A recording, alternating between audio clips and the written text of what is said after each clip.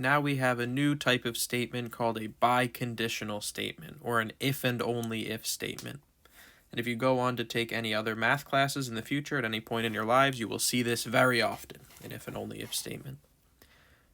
It's written like this. It is a conditional statement with two arrows. It's a biconditional.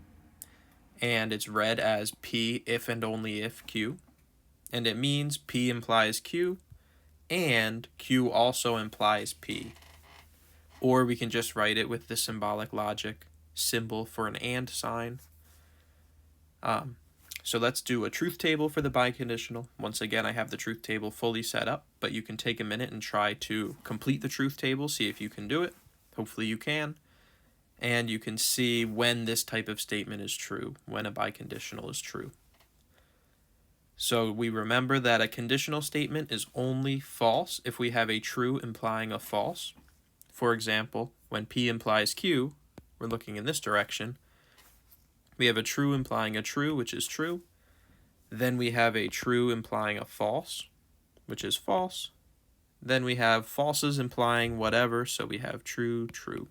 As long as you have a false statement as the first component of a conditional, you know that you're going to have a true answer. Now going in the other direction, Q implying P, we're going in the other direction this time. I'll change my color. We have a true implying a true, which is true. We have a false implying a true, which is also true. Remember, we're starting with a false. We're going in this direction this time. Then we have a true implying a false, which is going to be false. Then we have a false implying a false, which is going to be true because it starts with a false.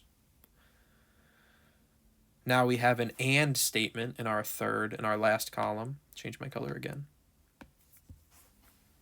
And remember, an and statement is only true if both components are true. And we're using these two columns here. So we have true and true, which is true. False and true, which is false. True and false, which is false. And true, which is true. So these are the truth values for a biconditional statement. And we see that a biconditional statement is only true if both component statements are true or if both component statements are false. So now let's build a truth table for this one, just a little practice one. And I see that I forgot to pre-draw it. So we're going to have PQ, which is given. So we have true, true, false, false, true, false, true, false. And we see here the first thing that we're going to need in these parentheses is just P or Q. And then the other thing we're going to need is a not Q. And this is how I decide my truth tables. I build them all before I start so that I don't get lost.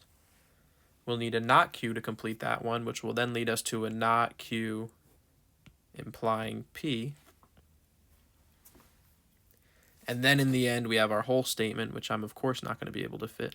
P or Q, both ways. Not Q goes to P. Close enough. We got there.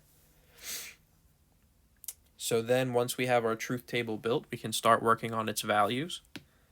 Do them all in different colors. We have P or Q first. So as long as P or Q are true, we get a true. So there's a true here, a true here, a true here. Both are false here, so it's going to be a false.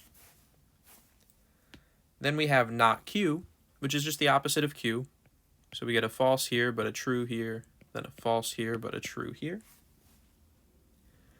And then in our next column, we have not Q implying P.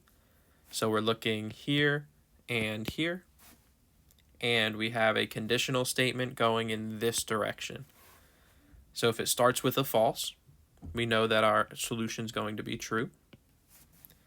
And true implying true is also true, but true implying false is going to be false because we have true implying false.